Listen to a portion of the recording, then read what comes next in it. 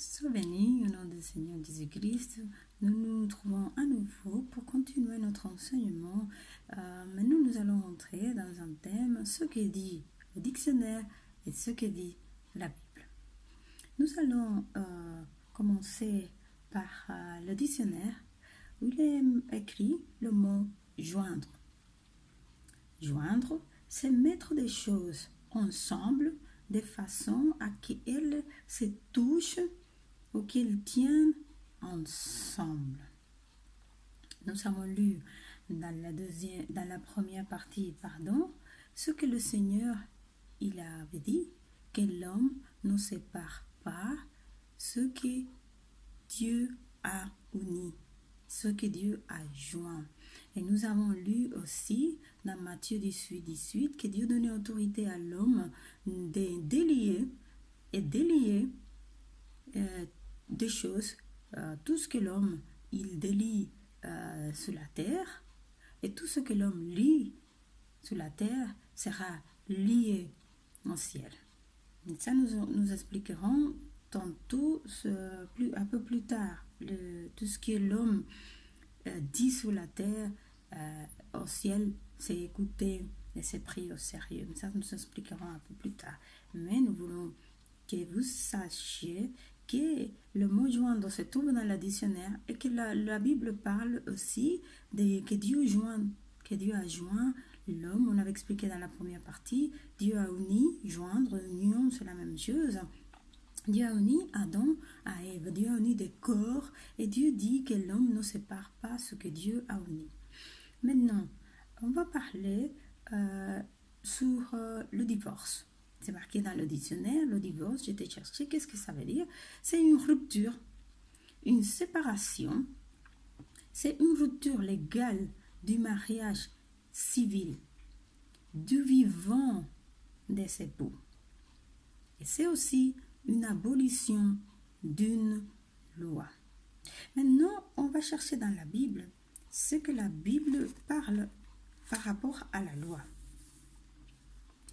En Romains 7, du 1 au 3, l'apôtre Paul est en train de parler aux Romains. Il expliquait aux Romains quelque chose par rapport au mariage. Il les dit, « Ignorez-vous, frères, car je parle des gens qui connaissent la loi, que la loi exerce son pouvoir sur l'homme aussi longtemps qu'il vit. Ainsi, une femme mariée est liée par la loi à son mari tant qu'il est vivant. Mais si le mari meurt, elle est dégagée de la loi qui l'a liée à son mari. Si donc, du vivant de son mari, elle devient la femme d'un autre homme, elle sera appelée adultère.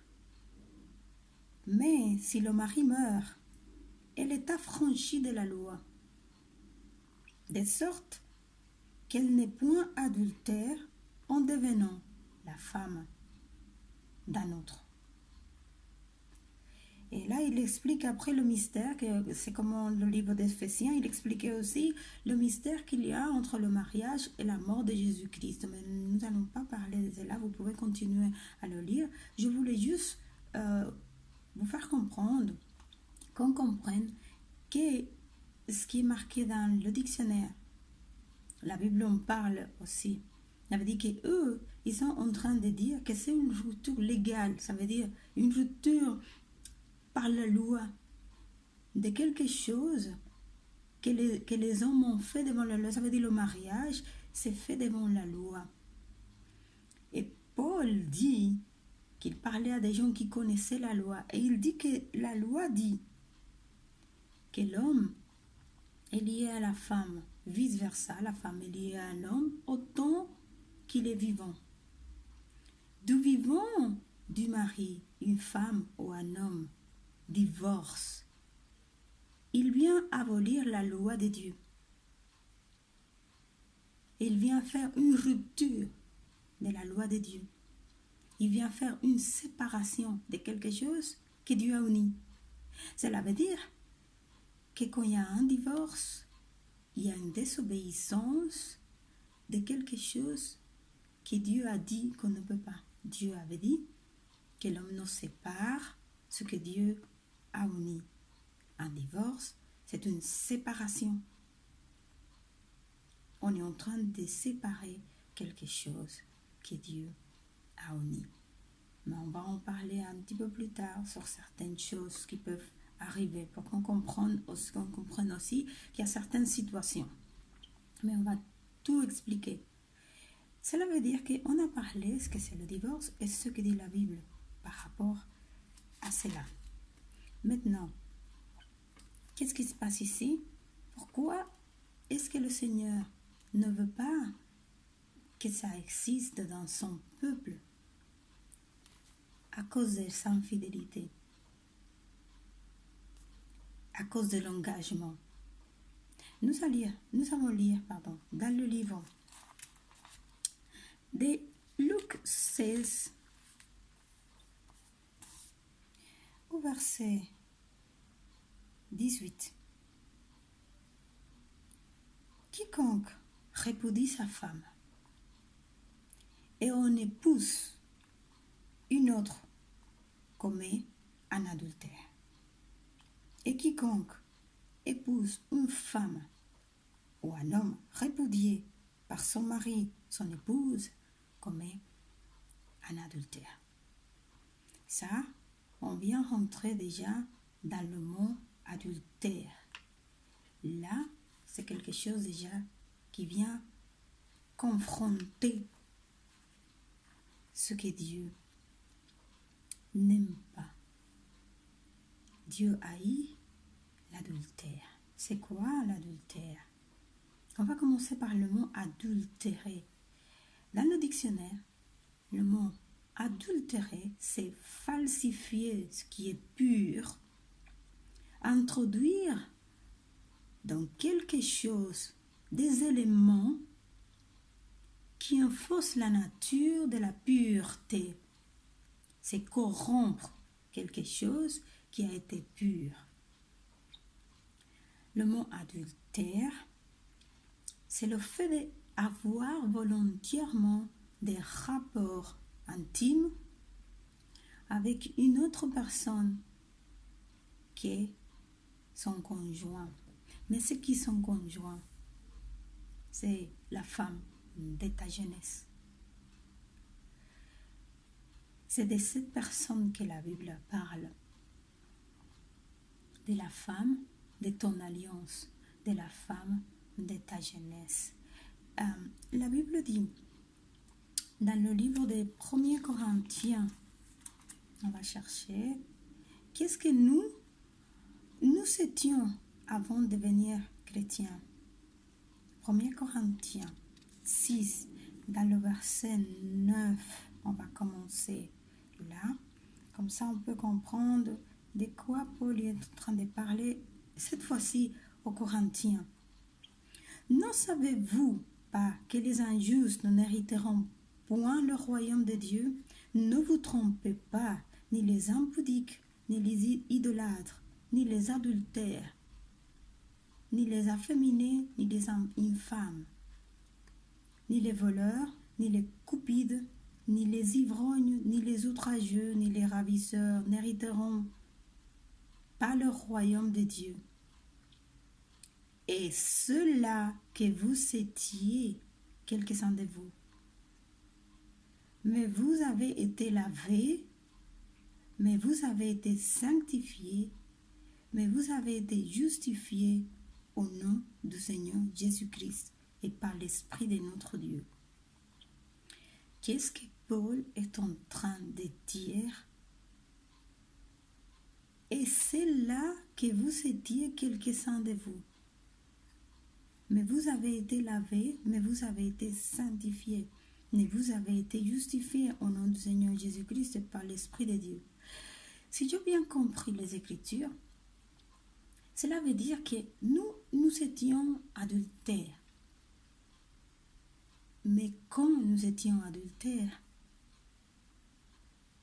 quand nous étions dans le monde, quand nous ne connaissions pas Dieu, quand nous pratiquions les désirs de la chair. Mais maintenant, Paul dit, vous étiez, cela veut dire que maintenant vous ne devez pas être, puisque vous étiez sanctifiés, vous avez été lavés. Cela veut dire qu'il n'y a pas raison d'avoir été lavé, justifié et continuer à être adultère. Ce n'est pas possible. Si je viens à Christ Jésus, je suis lavé et purifié de mes péchés. Et la Bible dit que le mot adultère, ça fait partie des péchés que Dieu n'accepte pas. Et l'adultère, c'est d'avoir des rapports avec une autre personne qui n'est pas la femme de ma jeunesse.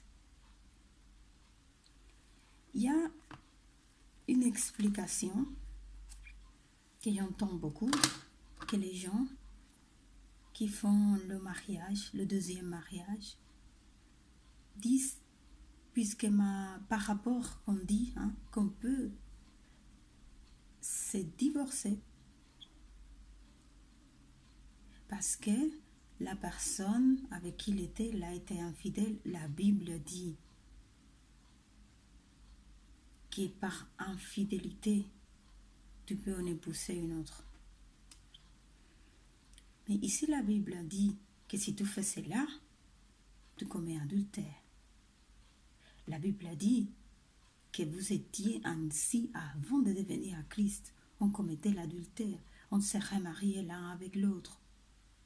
On s'est séparés, on s'est remariés quand on était dans le monde. Mais Paul est en train de dire, puisque maintenant vous avez été lavés, vous avez été sanctifiés, il n'y a pas lieu d'être ainsi. Puisque si vous faites cela, vous n'hériterez pas le royaume de Dieu. Nous ne sommes pas de ce monde.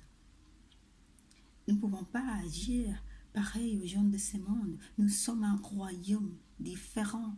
Nous ne sommes pas de ce monde. Nous n'agissons pas comme les gens de ce monde. Nous sommes des chrétiens. Nous sommes des êtres spirituels.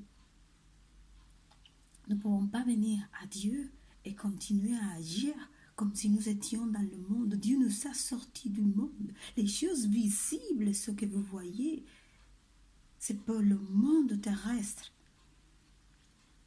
Mais les choses invisibles, c'est pour le monde spirituel. Et ce que nous sommes ici dans ces corps, nous sommes enfermés dans un corps de péché. Mais l'homme qui demeure en toi, l'homme interne en toi, c'est un homme spirituel, qui est érigé par les lois spirituelles. L'homme charnel, c'est un adultère.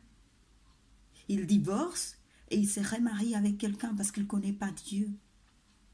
Et les lois de Dieu, comme tu l'expliquais, il ne peut pas les obéir.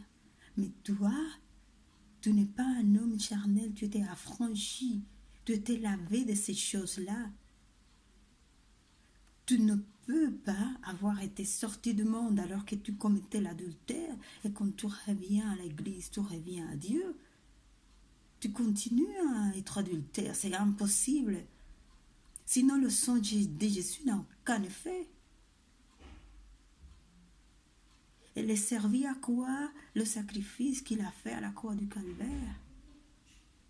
À quoi il est servi si on vient à Dieu et on continue à commettre les mêmes erreurs qu'on commettait quand on était dans le monde? Dans le monde, on se marie 1, 2 fois, 3 fois. Aujourd'hui, on est avec un, demain, on est avec un autre. Mais nous sommes un peuple différent. Nous sommes un peuple élu.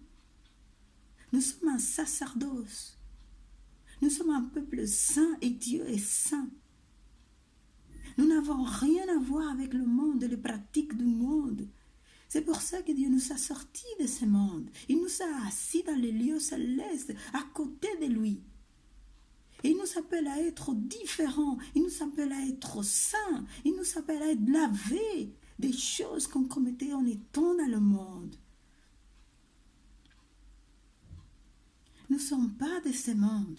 Les pratiques du monde ne peuvent pas être pratiquées par les chrétiens. À quoi ça sert que Dieu nous a lavés et nous a sortis de ce monde avec ces pratiques immondes pour que nous retournons encore à commettre ces choses-là?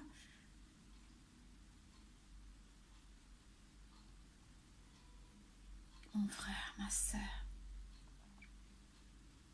rends-toi compte que nous sommes dans ce monde, mais que nous ne sommes pas. Notre royaume n'est pas d'ici. Notre royaume est céleste. Notre maison, notre destinée, ce n'est pas ici dans ce monde. Nous sommes passagers ici. Et nous savons, la destinée que nous avons dans ce monde, c'est pour amener des âmes à la repentance. Comment est-ce que toi, tu vas dire à une autre personne d'arrêter l'adultère? Tu vas prêcher à quelqu'un d'arrêter l'adultère, tu vas aller en enfer alors que toi-même, tu es en train de commettre des adultères, tu es en désobéissance à les lois de Dieu.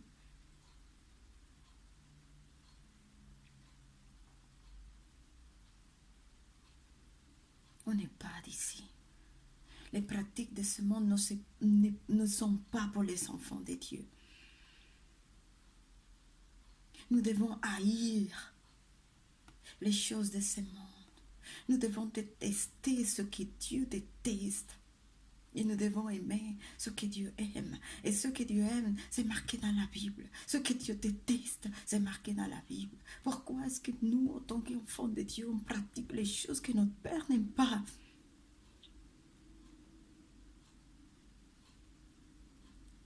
Ressaisis-toi. Ressaisis-toi, mon frère. Ressaisis-toi, ma soeur. Dieu est ton Père et il t'aime. Il t'a laissé des commandements pour que tu les obéisses, tu les mets en pratique.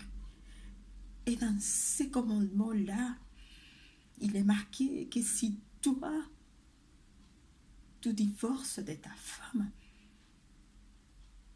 parce que toi, tu ne l'aimes plus, et que tu vas avec quelqu'un d'autre et tu t'es marié, tu es en désobéissance. D'ailleurs, ça ne doit même pas exister dans le peuple de Dieu.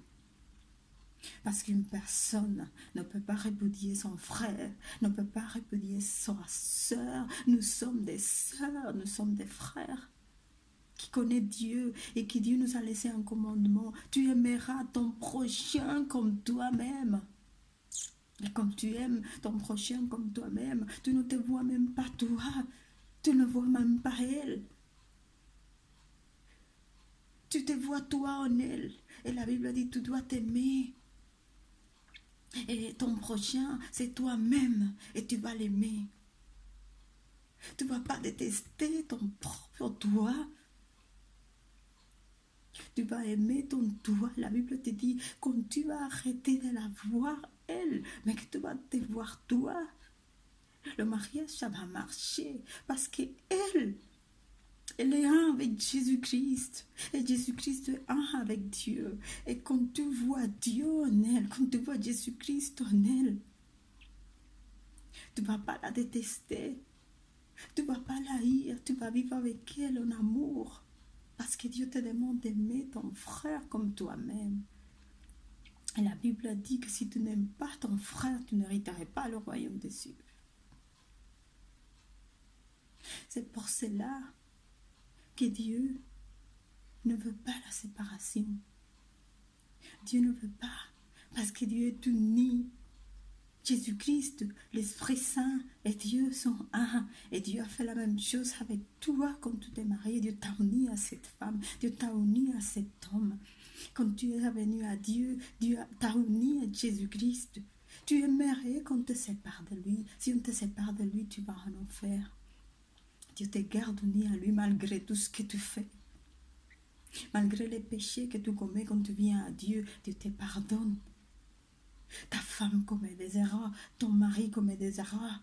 Dieu te demande de le pardonner 70 fois.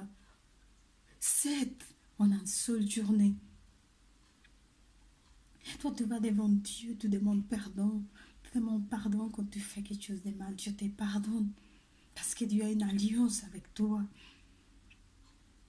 Tu es son épouse.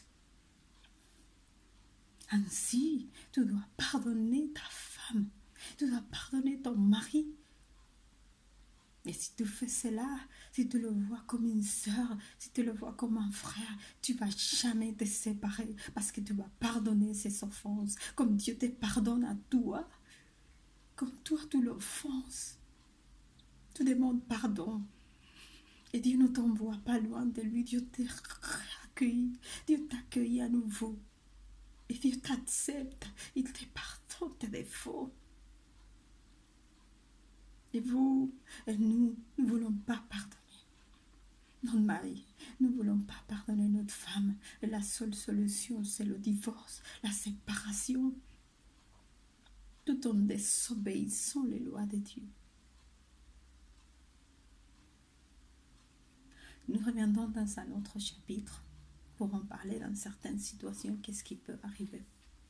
Sois béni.